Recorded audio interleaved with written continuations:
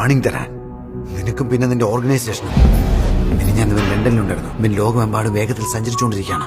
അറിയാൻ പാടില്ലാത്തത് പലതും എനിക്കറിയാം. അയാൾക്ക് റെഡ് ക്വീനെ നശിപ്പിക്കണം. കുറച്ചു വർഷങ്ങൾക്ക് മുമ്പ് ഓരോ രാജ്യത്തുമുള്ള ബെസ്റ്റ് ഏജന്റ്സിനെ കണ്ടെത്താൻ യൂറോപ്പിൽ എല്ലാവർക്കുമായി ഒരു പ്രോഗ്രാം നിർമ്മിച്ചിരുന്നു. The red king or the red Queen.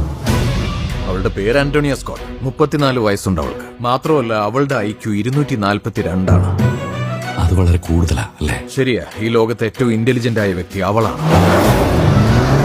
ഒന്നും കാണാൻ പറ്റുന്നില്ലല്ലോ, എങ്ങനെ ഓടിക്കുന്നത്? എന്റെ ഓർമ്മയില്ലെന്ന്. താൻ ഞങ്ങളുടെ റെഡ് ക്വീനിന്റെ സഹചാരിയായിരിക്കണം. ഇനിയാണ് ഷോ തുടങ്ങാൻ പോകുന്നത്. എന്താ കാണുന്നത് സ്കോട്ട്? നിങ്ങൾ ഇദ്ദേഹത്തിന്റെ കരോട്ടിഡ് ആർട്ടറിയിലേക്ക് കഞ്ഞിയോള കുത്തി ചോര മുഴുവൻ വലിച്ചെടുത്തു. അയാൾ ഇനിയും കൊല്ലും. ഇതിനെക്കുറിച്ച് യാതൊന്നും പോലീസിന് അറിയില്ലെന്ന് ഉറപ്പാ.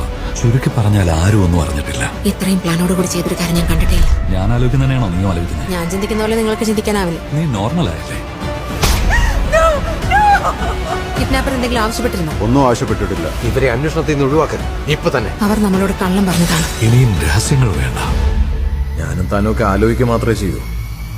പക്ഷെ ഇവളുടെ രീതി വളരെ വ്യത്യസ്തമാണ്. നമ്മുടെ കാഴ്ച ഒരുപോലെയല്ലെന്നറിയോ? നിങ്ങൾ മനോഹരമായത് കാണുമ്പോൾ ഞാൻ കാണുന്നത് ഡേറ്റയുടെ രൂപത്തിൽ. നിന്റെ വേദന കുറയ്ക്കാൻ നീ കണ്ടുപിടിച്ചൊരു സാങ്കല്പിക കഥാപാത്രമല്ല എന്ത്? ഈ കാണുന്നത് സാങ്കല്പികമൊന്നുമല്ല.